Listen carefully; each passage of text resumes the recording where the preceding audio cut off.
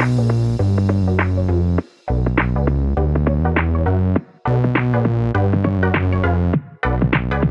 welcome everybody to another episode of Chris and Dave's Reality TV Cast. I'm one of your hosts, Chris, and my co-host, our very good friend, is Dave. Hey there, Chris, and hello to our listeners out there. Welcome to Chris and Dave's Reality TV Cast. We are covering Married at First Sight, Season 10, Episode 19. Now, Chris, where would you like to start today? Well, Dave, we start off with, sort of a family get-together with the couples and Tani and Ollie, all going well. They even say that they're one of the strongest couples. Pretty much going to agree with them. I think they've gone under the radar. They seem to like each other's companies. The families are buying into it. There was a bit of tears there. Yeah, so I thought, fair enough. We're starting off with a bit of a positive for a change, Dave. And then we got Lyndall and Cam. And, Cam has gone on my shit list for a few episodes now. I thought he didn't back Lyndall up at all. This whole situation with Shannon. All right, in the end, we know, I've said it before, she was incorrect.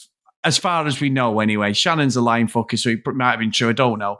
But his reaction was just wrong, and he was totally off with it. And some of the things he said have been weird. We heard this little bit of dialogue, potentially something going to happen with Taylor. I don't know.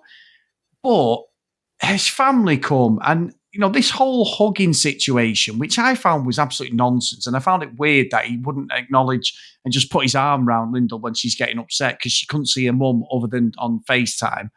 And then her mum sort of starts apologising. And I'm like, don't get that. Don't know why you're apologising, but fair enough. You're the bigger person. Nice of you to do that. Oh, no, Dave. His mum jumps in because she is a bellend like her son and says, oh, words have consequences. What? For apologising for nothing. But apparently it's words. I was fuming, Dave. I was like, what? No wonder Cam is the way he is, or the way he's showing at the moment. He's coming across as a bellend, and his mum is a bellend as well. Oh, you stole all my thunder there. Sorry. Because I messaged you, I watched it a little bit before you, and I just said, oh, fucking Cam's mum's a dick. Right, Chris, honestly, I agree. Cam is on the shit list, but it's kind of like, all right, maybe you just haven't been shown how to be a normal, empathetic fucking human being. Lyndall's mum did not have to make that apology, but she was just being nice. She was just like, sorry, I put you in an uncomfortable position. You've been having sex with my daughter, and I thought she needed a hug, so I thought, it wouldn't be crossing any fucking boundaries to ask you to give her a hug. And I was saying, because we weren't at that conversation, I was saying, well, maybe if it felt like it was an order, but no, it's like Chris, these might be British. They're not actually Australian, they don't do physical contact. No, you can't do that. But Chris, when she said about, well, once the words are out there, I'm like, oh, you are a fucking nasty, bitter person, aren't you? This is where Cam gets it from, without a doubt.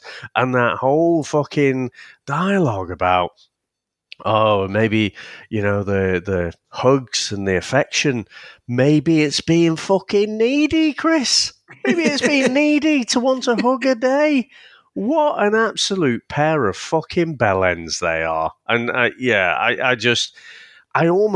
hope this relationship doesn't work out or doesn't last much longer, because fuck me, whoever ends up with him and his toxic fucking mother are in for a pretty horrible time of it, I think.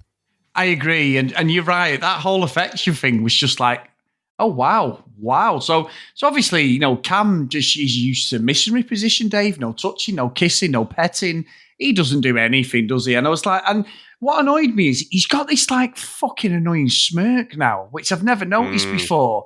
And he's obviously one of them kids, in my opinion, was a little shit, and his mum let him off at every turn, and it was everyone else's fault. Because I know it's a kid, she loves him, it's a son, fair enough. But it looks like he can do no fucking wrong in her eyes. And every turn I thought, like you said, Lyndall's mum was just lovely. She was just being a nice person. I'm so sorry.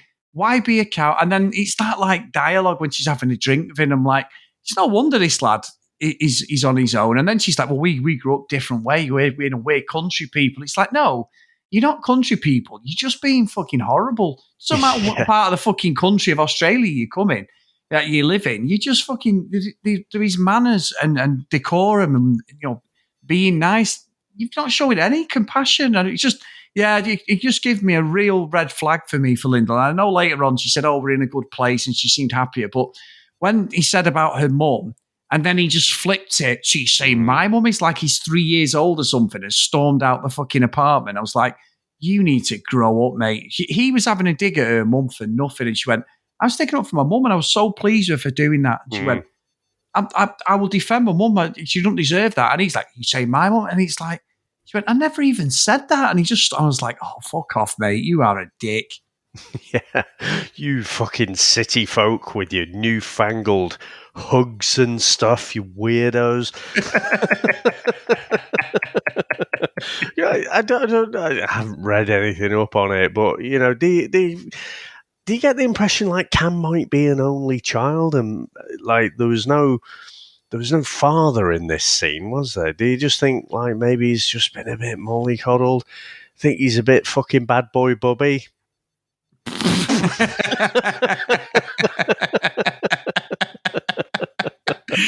Not many people get that reference, Dave, but you can probably Google that one, but probably don't avoid the first 10 minutes. Yeah.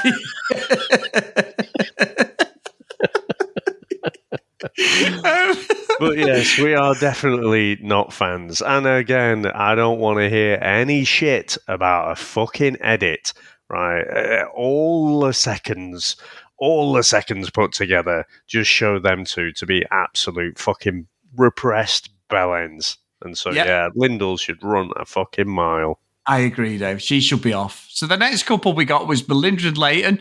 A couple I didn't think were going to last. I didn't see anything going. Dave seemed that happy when Leighton's talking. Melinda's sort of looking on every word. She's confident that they're going to make it outside.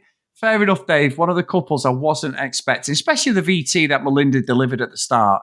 And about his looks and everything and at the wedding. But no, they seem to have really grown as a couple. So fair play on that one.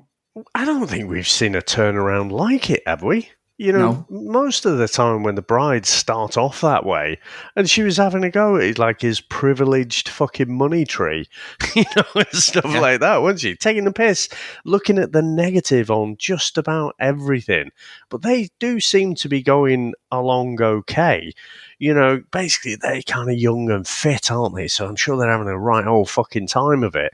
But it is a little bit disturbing if they can't actually fucking talk about anything without ending up in an argument. So I don't know where that one will actually end. I don't necessarily know there's a longevity in that. Like any time you try and tackle any have a serious discussion about anything, where we're going to live after the experiment, what we're going to do, all of these kind of things. You can't have everything descend into an argument, and that's kind of the feeling I got from them.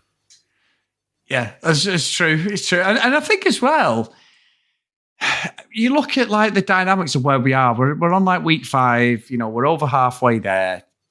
It's like things are just settling down for some couples, aren't they? That initial attraction, not attraction, whatever. But another of our favourite couples, Dave, Harrison and Bronte. So, our favourite gaslighter, he's back again. He's with his, was his pals he was with, Dave, I think. There was 2 of them, wasn't there? I don't know if it was his brothers or whoever it was. Obviously, Bronte's with his sister. The fucking story about the phone number. You ain't convincing nobody. The more you say it, Harrison, and Bronte's there like a fucking absolute lapdog, just going, oh, well, he's a great-looking guy. I'm not bothered. And his sister's like, is this real? Is this genuine? Like, what is going on? No, but even his mates are not biting. His mates are like, they must be laughing their cocks off afterwards on their WhatsApp group going, she fucking bought that hook, line and sinker, mate. Oh, you're all right there. It's like, it's so fake and utter shit. Like, and honestly, I think it's the desperation of Bronte just wanting to stay in the show, Dave. That's what it shows to me more than anything. I can't have any sympathy for Bronte when she's not that dumb, right? She can see it, but she just really, really wants to be on TV for as long as possible. And it's as if her sister hasn't got the memo because she's got no poker face whatsoever. And she's like, what? You mess with her, you mess with me. And so, yeah, I just think it's hard to have too much of an opinion. I mean, the pair of them in different ways, Bronte and Harrison, are just playing up the acting something rotten, aren't they? Just about everything. And, Harrison is working really hard to, in front of the cameras to give us this idea that he's this perfect boyfriend kind of thing, but he's not fooling anyone.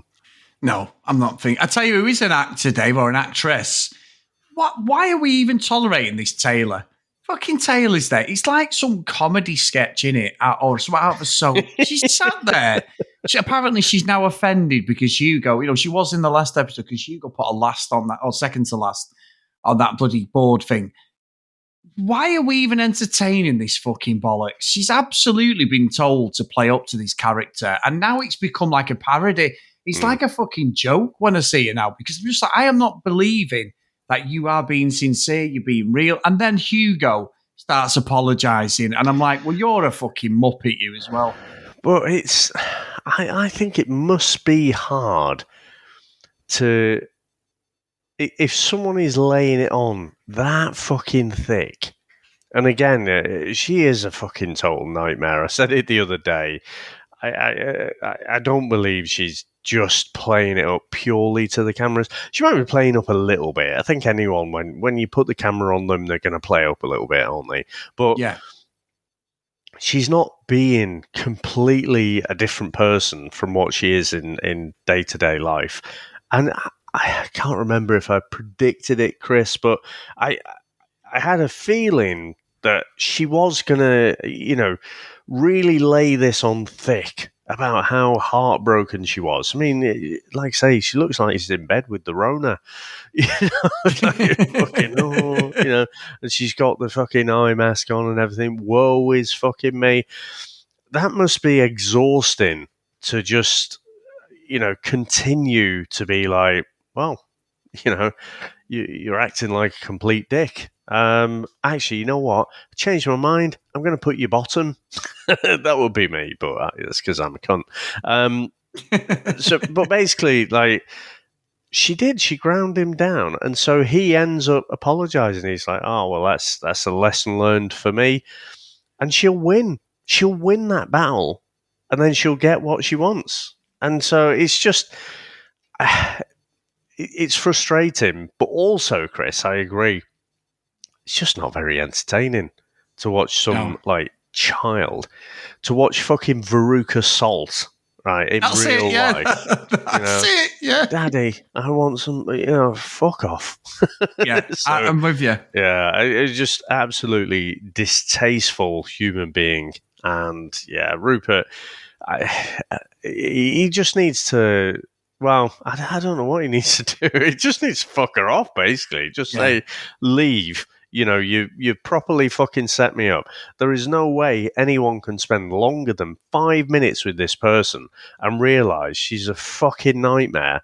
And you bastards have just set me up with this one for the entertainment, especially of two northern blokes in the UK who love to take the piss. You bastards.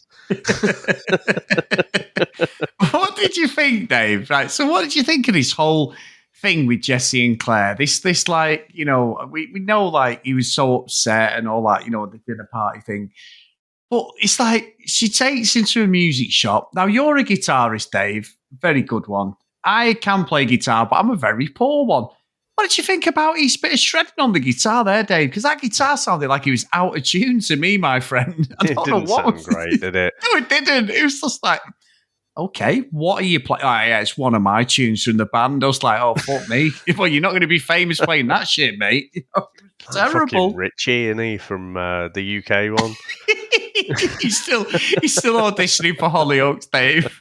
He occasionally fucking shows up on my Instagram feed, honestly, like sat in a guitar shop, like belting out, and it's just like, oh, fucking hell, give me a rest, mate. Well, the old classic, and even Claire was did it. The old din din din. Yeah, I appreciated that because like that's normally my go-to. So like occasionally the kids will say, "Oh, want to try out the guitar." Lasts probably about a day or 2 days or something, but that is my go-to because it's such an easy little riff to do, and you can do it on one string as well, so you get used to like the left hand and the right hand moving. So yeah, I was quite impressed with that. I just don't know. I mean, a little bit like Bronte and Harrison, Chris. I've just sort of made my mind up that Claire really is just there for the kind of influencer career out of it. She doesn't actually like Jesse that much, but I think she did a very good performance in all of these scenes here to do stuff to kind of pander to what he wants to do, Yeah. So I thought it seemed to go well, and you could see from Jesse's face, I think he genuinely did find it, enjoyable. And then even at the end, she gives him the what was it, like a gemstone or something, and he's still not into it. He's never going to be into it, but he did seem to appreciate the fact that it meant something to her. Yeah. And so, he did seem to light up a little bit there. So, I don't, who knows where this one ends up. Well, Dave, we've got to talk about the main event of the evening. Now, I'm sure in your time, you have pocket dialed someone. I've pocket dialed someone. You've knocked your phone, whatever. Fair enough. Rupert must have the best phone in the world, Dave, because if they're out in a club or a fucking bar, and Evelyn has heard this word for word verbatim conversation, I'm not doubting that this dickhead Dan, and he is called Dickhead Dan from now on, Dave, because he's an absolute prick. But I don't believe that fucking Rupert has pocket dialed anyone, Dave. I think he's come back, told Evelyn, and the fucking producers have said, we could use this as a storyline. And because there is no fucking way he has knocked his phone, and Evelyn's there listening away like a spy, fucking there. How long was she listening for? Was this like an hour he'd fucking pocket dialed his phone? Most people, can't have the phones out of their hands. I can't, certainly for a couple of minutes. So it's like, I'm not buying any of this shit. However, it did give us a lot of entertainment in this episode. Well, I mean, entertainment, but I mean, it got a bit emotional as well, I felt. But if they were in a club especially, I mean, you're just going to be hearing like exactly, you're not actually going to be able to make out a conversation, let alone, Chris, identify the voices of people that you've known for a week. Yes, exactly. There's just no way. But like I say, if they've had that conversation, producers have said, right, let's pretend that you've pocket dialed them. But so that bit was set up. But then I think what happened after seemed quite authentic. And I don't know what I can say that adds to what I was saying yesterday. I mean, Dan just seems like a complete knobhead. Like I say, or you said, dickhead Dan. He seems to think like he's fucking Brad Pitt or Leonardo DiCaprio or someone tremendously good looking, not fucking Wreck-It Ralph, who's minted, so he'll get women because he's minted. Damn, they're after your money, mate. And I think that is all fine, right? If he wants to go with girls like that or whatever. But what is fucking shit, what is unbelievably shit, is, on the sofa, last commitment ceremony, he was saying how he didn't find her sexually attractive. They end up shagging, and then he gets worse. He almost does that Harrison thing, doesn't he? He gets worse after they've slept together. And he's completely fucking gaslighting her. This fucking ridiculous. And oh my God, the fucking, what is it, beast mode. He's in Oh fucking my beast mode. Are God. you fucking kidding me? If he's genuinely active for those 6 hours, he would be in unbelievable shape, and he's not. So, but not only that, no, he's trying to go on this compatibility thing, but then he just ends up getting really fucking nasty. He's basically calling her like a fucking couch potato, while he's off being Horrible. fucking beast mode. And it got really. For me, it wasn't entertaining at that point. It had gone past that. It was just fucking nasty watching him like tear her to pieces, basically. Yeah, I'm with you. And I think what stuck with me is beast mode was like, what a prick. And he's going, so every day, right, Dave, he must be fucking on that much Red Bull. And I'm trying to be polite here because I think he's probably, if he's doing 6 hours worth of fucking exercise a day, body must be fucked, Dave. He must be fucked. He's the same age as me and you, and he's training like that. You know what I mean? It's like absolute nonsense. It was when he went, yeah, well, I go running with people who can keep up with me. What are you? An Olympic fucking cross-country runner, you fucking knob. It's like, who are you running with? Fucking, you know what I mean? It's just like, what an absolute wanker. And then he's like, I actually think, Dave, by these last two episodes, especially this one, he's a bigger gaslighter than Harrison. And I never saw that coming at all. I was all sticking up for Dan at that dinner party when it all come out about these girls and the phone number and all that shit. We were laughing at Harrison just trying to meander himself through and get himself away from it all.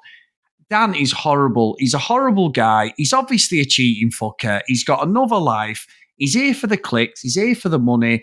He's got no interest in Sandy, and everything Sandy said was reasonable. I didn't see anything wrong with how she tackled him. And as soon as she said something he didn't like, he shot her down. He's like, oh, I feel ambushed. You don't feel ambushed. You don't live with someone and then get up in the morning and go out for 6 hours and they can't get hold of him. That is not normal, Dave. I'm sorry.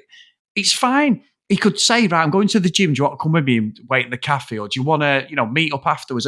There's nothing wrong with that. He's allowed to have his own time. I mean, 6 hours is bullshit. Anyway, he's like, I'm hiking. It's like, fuck, mate, what is he climbing up mountains fucking in this 6 hours as well? He's like, this guy is literally, he's fucking John Rambo, isn't he, by the sounds of it? Or he thinks he's in his head. I'm not saying there's anything wrong with being active, but she's even saying to him, I want to come with you. And you're painting, she even said you're painting me out like I want to sit watching TV all day. And she doesn't. She's bored, but he doesn't want to. If it is what he's saying, because she can't athletically keep up with him, he's like, well, I'm not fucking bringing it. It's like, that's your missus, mate. Let her do a thing. Let her go in the gym. Let her, go on the machines or whatever. Let her be involved. Show her what you're doing. He's a liar, Dave. And that's a great fucking thing he said, Davide. He's a liar. You know what I mean? He's absolute bullshitter. And he's got so many skeletons in his closet and it's all going to come out. And he's just, honestly, he's just dickhead Dan from now on. He's horrible, horrible guy. And now he's the number one bad guy for me of this series. Yeah. The thing is with Harrison, right? And as soon as I was watching episode 1 and he came out and he was saying, oh, yeah, I've been cheated on in the past. I remember messaging you and I was like, it's going to come out. This guy's a cheater. I'm telling you. And even before the episode had finished, we found out that, he's not on the right side, if you like. But with Harrison, you look at him and you can kind of get it. You could kind of see he's a good-looking bloke. You can see that he gets lots of female attention. With Dan, I just can't see it. Apart from the money. Like, he's minted. Yeah. He's got the fast cars, and all that sort of stuff. So that's what, makes him attractive, if you like. But, he's just shown himself to be a real nasty piece of shit individual as far as I'm concerned. And what he's done there is just bang out of order. And I mean, we say about, with a lot of these shows, a lot of it is about coming on and, getting an Instagram following. You can get paid handsomely for some of those adverts once you've got so many followers and everything. So that's what a lot of them are looking for, doing the nightclub circuit and all that sort of shit. But Sandy seems more authentic, and she gave up a lot. And, they went back and showed some of the footage when, she's trying to explain it to the parents. The parents are basically not in at all, so she's had to walk this path all on her own, and they saddle her with a piece of shit like that. And my heart was breaking for her, to be honest. Yeah, it was horrible. The comments about, I think she was so upset regarding like what her parents are going to say because they didn't want her to do it. She'd gone against them, and she's saying like, I need to break out. I need to have a relation. I need to do this. And I mean, they thought they put her with the right guy, and everything was pointing towards that for quite a long time in this process. But as always, it's just really its ugly head. And he's, the fact that he said he was with his daughter and then he's out with his mates, all the lads and stuff, it's just like, and then he's boasting about the girls he's had and all this. And it's like, yeah, but they're exes for a reason, pal. Why are you boasting? What is the game? He didn't vote to leave, did he? No. So if they're really that fucking incompatible, why are you here, mate? You're here for the fucking clicks, aren't you? You're here for the fucking followers. That's all you're here for. Yeah. It's true. It's just absolute fucking bullshit, Dave. But look, we've so much to unpack on these shows. In the maths, every episode, it just brings the fucking heat. And I can't wait for the dinner party now tomorrow. And we're going to have to wait then, Dave, till Sunday. We didn't get a break. Man. But he's going to leave us dangling. But by the looks of it, Evelyn goes at him. And Dan's fucking poker face was brilliant. He's like, he's like Oscar-winning performance here, mate. Did you just do an impression on a podcast? What are you trying to say, Dave? I did. You can't see it. Like, and I imagined you were probably pulling some sort of face. I was. You'll have to imagine the face that was pulling.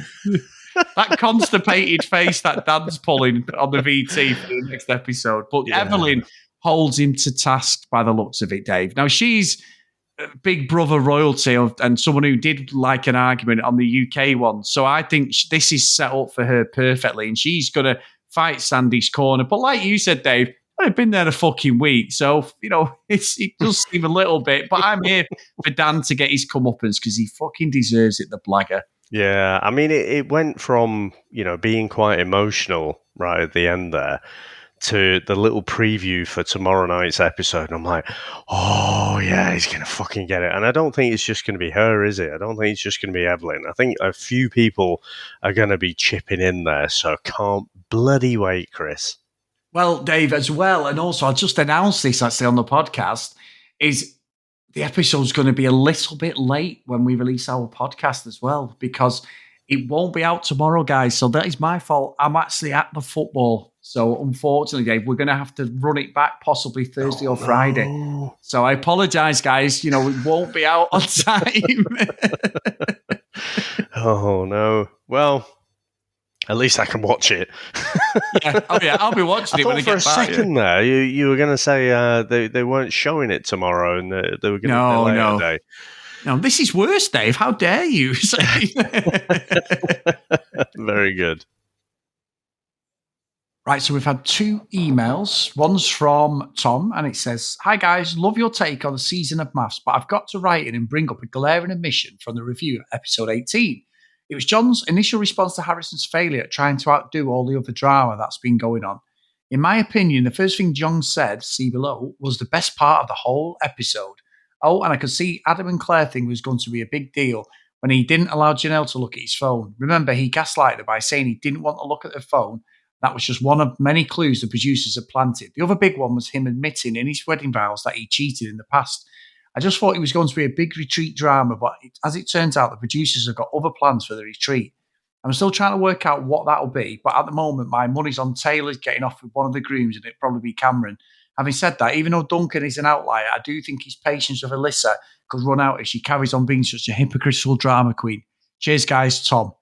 And what Tom's referencing when I said see below is a picture he's put of John when he says, okay, well, I'm not going to get a sense that you're being real with us. That sounds terrible, but there you go. So great stuff, Tom. Thank you for that, mate.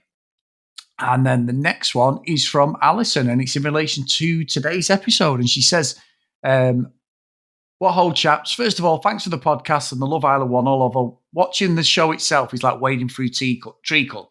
Love to listen while I'm wandering to and from work. and sometimes even at work. But we won't say that too loud, Alison. So just watch the latest Maths Australian to watch the free thoughts out. Double Live Dan gets up at 5 a.m. and goes to see other women. He has to. Not even a full-time bodybuilder will spend that long at the gym or claim to be running for that many hours.